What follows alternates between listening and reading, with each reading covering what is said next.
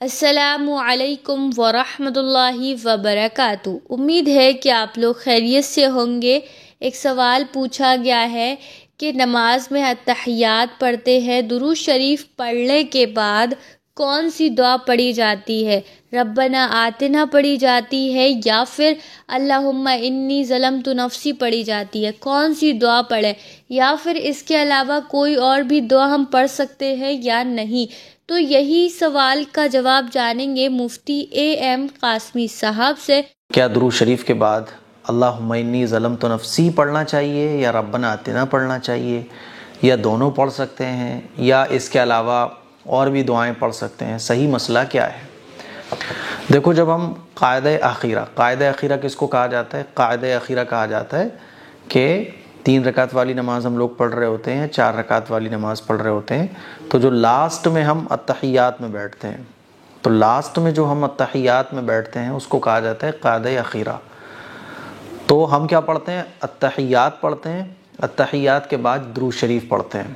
درود شریف کے بعد بعض لوگ ربنا آتنا پڑھتے ہیں، ربنا آتنا فی الدنیا حسنہ وفی الآخرۃ حسنۃ وقنا عذاب النار، ہے نا۔ بعض لوگ اللہم انی ظلمت نفسی ظلما کثیرا ولا یغفر الذنوب الا انت فاغفر لی مغفرۃ من عندک وارحمنی انک انت الغفور الرحیم، بعض لوگ یہ پڑھتے ہیں۔ تو دونوں پڑھ سکتے ہیں۔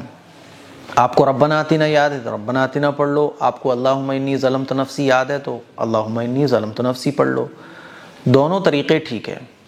اور کوئی اگر دونوں پڑھنا چاہے تو وہ آپ دونوں بھی پڑھ سکتے ہو۔ کوئی اگر ربنا آتنا کو 2 یا 3 بار پڑھنا چاہے تو 2 یا 3 بار بھی پڑھ سکتے ہو، ٹھیک ہے؟ سمجھ رہے ہو نا مسئلہ؟ آپ جتنی بھی دعائیں قرآن میں اور احادیث مبارکہ میں آئی ہیں، ان تمام دعاؤں کو آپ درود شریف کے بعد پڑھ سکتے ہو، جتنی آپ کو یاد ہے۔ اگر آپ کو ایک یاد ہے، آپ اس کو 2 بار پڑھنا چاہ رہے ہو تو 2 بار بھی پڑھ سکتے ہو، ٹھیک ہے؟ تو یہ کوئی منع نہیں ہے، اور ایسا بھی نہیں ہے کہ صرف اللہم انی ظلمت نفسی پڑھنا ہے، یہ بھی پڑھ سکتے ہو، ضروری نہیں ہے آپ کو یہ یاد ہے یہ پڑھ لو۔ تو اب مجھے امید ہے کہ آپ کو بہت اچھے طریقے سے مسئلہ سمجھ آ گیا ہوگا، ہے نا۔ جیسے کہ قرآن مجید میں دعائیں ہیں، ربنا ھب لنا من ازواجنا وذریاتنا قرۃ اعین وجعلنا للمتقین اماما، تو یہ قرآن مجید میں آیت ہے جس میں دعا ہے اللہ سے، تو ہم اس کو بھی پڑھ سکتے ہیں، ہے نا۔ مان لیجیے کسی کو 4 دعائیں یاد ہیں تو 4 دعائیں بھی ہم اتحیات درود شریف کے بعد پڑھ سکتے ہیں، ربنا آتنا بھی پڑھ سکتے ہیں، اللہم انی ظلمت نفسی بھی پڑھ سکتے ہیں، اور دونوں کو بھی پڑھ سکتے ہیں، یا ایک ہی کو 2-3 بار پڑھ سکتے ہیں، تو اس میں کوئی حرج کی بات نہیں۔